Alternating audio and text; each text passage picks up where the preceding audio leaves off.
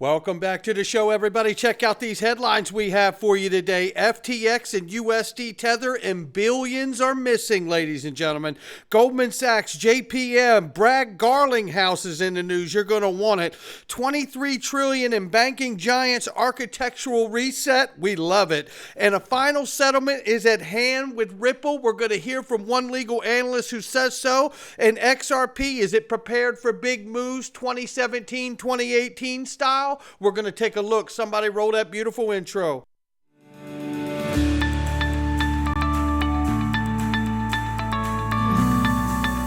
Digital Perspectives with Brad Kimes. Come on in.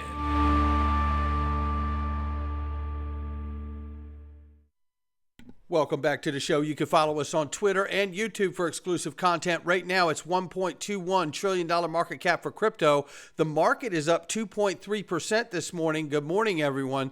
30,600 plus right now for Bitcoin, ladies and gentlemen. 1674 and change for Ethereum. Tether market cap is 84.3 billion plus. XRP is 52 cents this morning, up 2.3 in the 24-hour and up 6.9 on the 7-day. I think you're going to like what the technical analysts are looking to today. Let's get into this. It's I Trust Capital, ladies and gentlemen. Now, whether you've just left a job or recently been fired or lost your job due to downsizing, you can roll over your 401k easily into your I Trust Capital IRA. And you know what? There's only one thing better than buying crypto. It's buying tax-free crypto. And you can do that and manage your portfolio. They give you a back office. It's absolutely easy to do. Just click the link to my sponsor below to get started. Let's get into this news this morning. Market intelligence personality suspects money laundering in the ongoing FTX saga. You don't say. Dylan LeClaire discovered Alameda minted 36 billion with a B USD Tether and only redeemed 4 billion USD Tether. Now, there's only so much information Dylan LeClaire was able to find, but nevertheless, just, talking about the article because I've read it, it really suggests that it was a, how did he say it here? I think the term was, let me just pull this up very quickly here so we can see exactly the way he said it. A bank mule, that's what it was, for other actors behind the scenes. And that certainly seems fitting, doesn't it? And to that end, USD Tether could be in that category, and we may not know that yet either, right? And a little side note, we're 171 days away from the next Bitcoin halving countdown, so we got that coming too. And we got news on that and Bragg Garlinghouse's opinion on Bitcoin ETFs here in just a second. But nevertheless, this is what we're looking at here. There is a lot of money. You're talking 32 billion USD Tether unaccounted for still this late stage of the FTX case. What do you make of that? Not good, ladies and gentlemen, not good.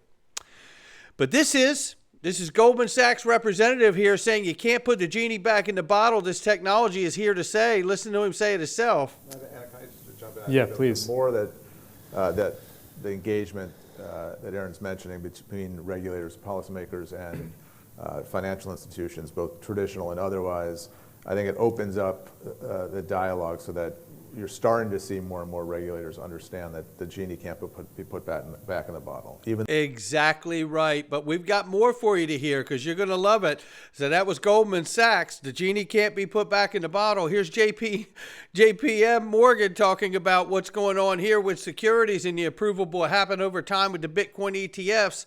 Take a listen here. The reality is that the probability is quite high. And if there is an approval, which again we think will likely happen over time, you're going to see potentially tens or hundreds of billions of dollars of capital come in over the long term. If you look at just the sponsors of these ETFs right now, it adds up to nearly $20 trillion of client assets that they are managing, and so therefore, just a small allocation could really move the needle.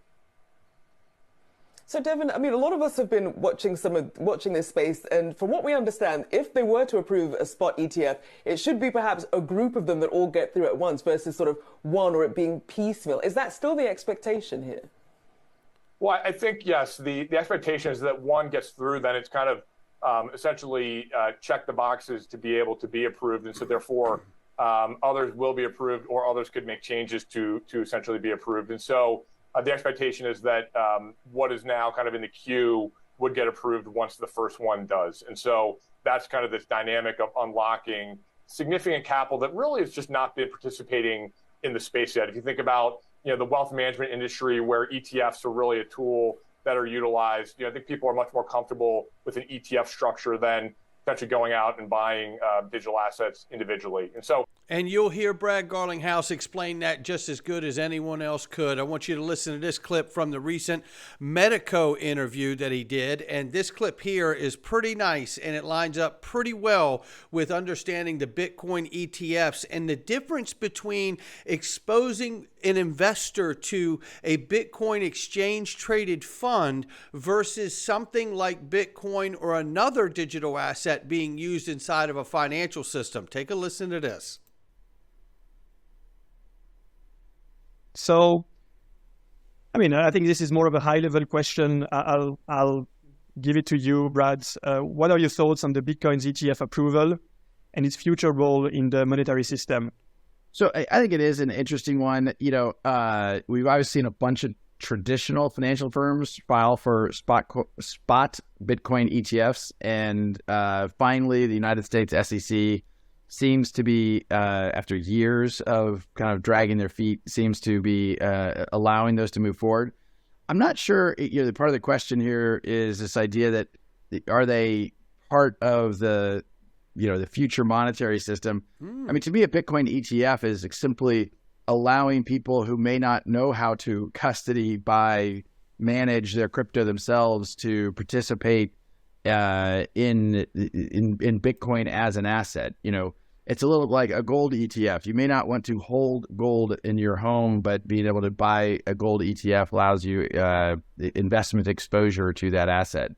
And so I'm very much pro giving people access to these things in a way that works for them. And so I don't know why that would be bad and why the SEC was blocking that.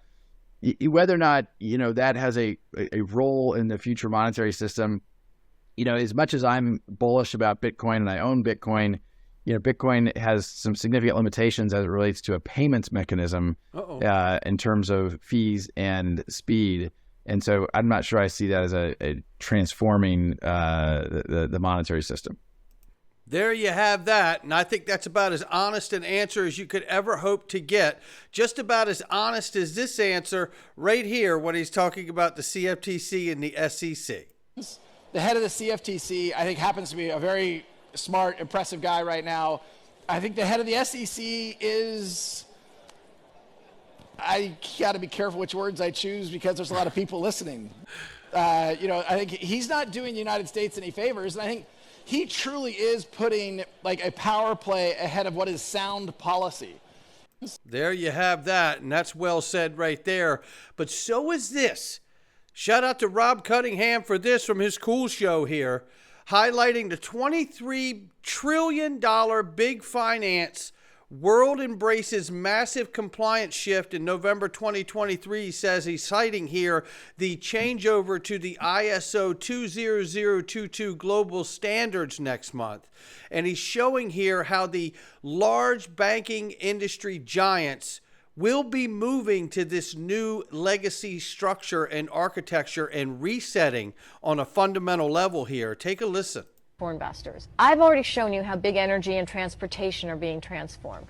We're also about to see massive changes in the $23 trillion world of big finance. In the months ahead, central banks around the world are planning to go digital. Many of the legacy banks you've heard of, where you probably even keep your money, like Bank of America, Chase, Citi, Wells Fargo, they're about to be reset, overhauled by a new type of technology called fintech, which is short for financial technology. In other words, the banking infrastructure is being rebuilt from the ground up, and very few Americans are aware this is even happening. We are right on the verge of a once-in-a-generation opportunity to profit by investing in the companies that are building out the architecture for investors. And that's exactly what I'm doing, to tell you the truth, and I'm loving where I'm at, and it's not financial advice. But in order to see all of that happen, we covered over the weekend here attorney Jeremy Hogan, for all intents and purposes, the Ripple versus SEC case is over, he says. But then we have even further conversation that went on here between Linda P. Jones, which I just had on the show last week. And if you hadn't had a chance to see that interview and that conversation, I highly encourage you to do it. Super smart, and she gives great insights. You will love that conversation. This conversation here is between Linda P. Jones and then Fred Rispoli, attorney at law here, who has actually been the one to force the SEC to answer the question legally. They have not made a decision when it comes to Ethereum. So shout out to Hodl Law and Fred Rispoli for forcing their hand on that one. So now here's the conversation here, and I believe I actually opened it up here. She says here, to a response of Fred Rispoli's post, she says, I agree. However, I think Ripple has a royal flush, meaning they aren't negotiating and can literally name their terms due to exposure of the Hinman emails. The SEC has zero bargaining power. Ripple can 100% name their terms in the settlement. Now, if we go to what Fred Rispoli's thread was here a couple days ago, XRP community, a lot of implications here, in quite a few ways this litigation can still go. All bad for the SEC and only a few somewhat bad for Ripple. Ripple really needs a verbal break, or really needs a verbal breakdown, but here's a summary of my thoughts. First is the dismissal. SEC acknowledging just that this case against Brad Garlinghouse and Chris Larson was horse poop, or did it include the realization that the court could no longer found that the SEC was credible in general? Which could be that's a very good point, right? The court has highlighted that they had an unfaithful allegiance to the law, right? They lacked a faithful allegiance to the law. The former suggests lengthy, bitter briefing in the remedy stage and an appeal. The latter suggests a final settlement is at hand. So looking at what's based here, and I think the reason he says that is because it is voluntarily dismissed between and agreed upon by both parties, right? Which means Ripple agreed to that. That is, I said that when we read that, when that decision came down. Look, you don't have to be a lawyer to know that if Ripple agreed to a dismissal as well, there is something agreed upon in order to have Ripple participate in that agreement to drop the case, right? Considering that while I understand exactly how Brad Garlinghouse and Chris Larson felt while being sued and would want to end it ASAP, it was crystal clear they would win the lawsuit and expose the SEC. So why agree to voluntary dismiss, even with prejudice, without more?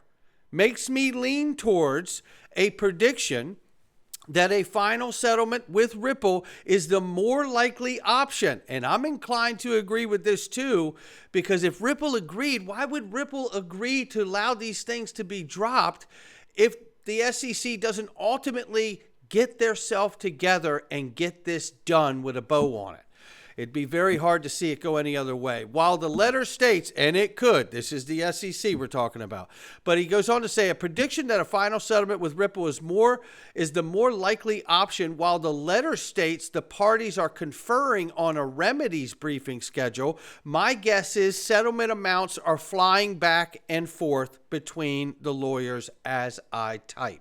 That really does make a lot of sense to me. And with all of what we see happening, we are, I believe, going to need the ultimate clarity for the United States financial institutions and banks and otherwise to get off of the sideline, get off the bench, get in the game, and start using it. I remind everyone, do not forget about the DTCC, purchasing and acquiring securrency, which says on their website will be using distributed ledger protocols and highlight Ripple, Stellar, Ethereum, EOS, as well as others, and legacy firms to settle digitized and tokenized securities in the future. So if they bought that company and they're highlighting all of these things, there's something coming, but I would imagine we would need some real clarity and finality in this case for that to truly take off and happen, and banks as well. But with that being said, that doesn't stop the technical analyst telling all of us, for one, hashtag free DAI. Why is he not back on X? He's done nothing wrong. Ridiculous, despicable of X. And I tell you, I can't even. This guy has built an incredible community with over 300,000 followers. And the only thing you learn is you can be silenced in a moment with no recourse, no explanation.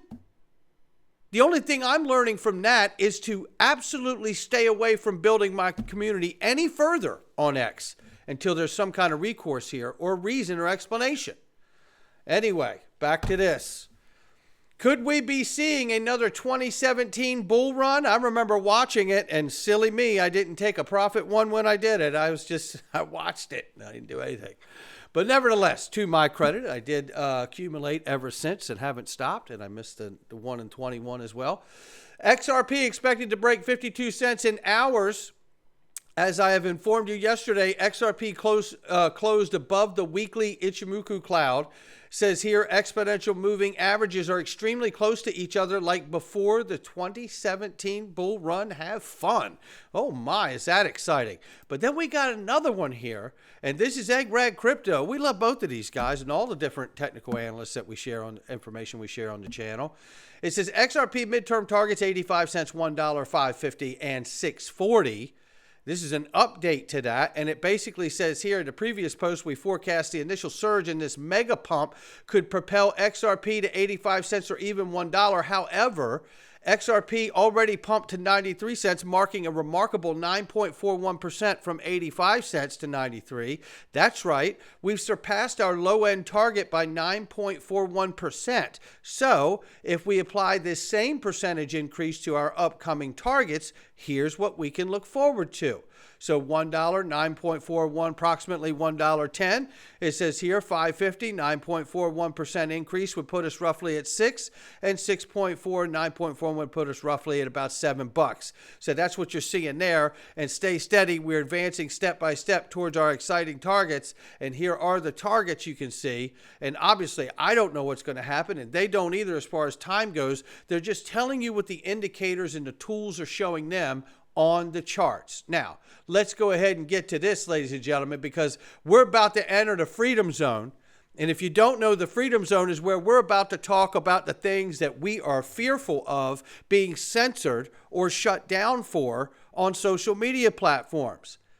This is what it's come to. But we've priced this thing so everyone can participate. And you can join the freedom zone for the cost of a cup of coffee a month. And we will start to have the very real conversations, and more importantly, no Google ads on these videos. No Google ads. Google ad free, okay? Then on top of that, we're going to give you extra content where we jump into the topics that I've been wanting to talk about for years, but been afraid that someone would silence me the way we've seen happen to Digital Asset Investor. This is a way for us to strengthen our community together. It's a small, very easy way for us to connect. Click the link, join the Freedom Zone underneath the video, and we are about to get started right now. I'll catch all of you on the next one.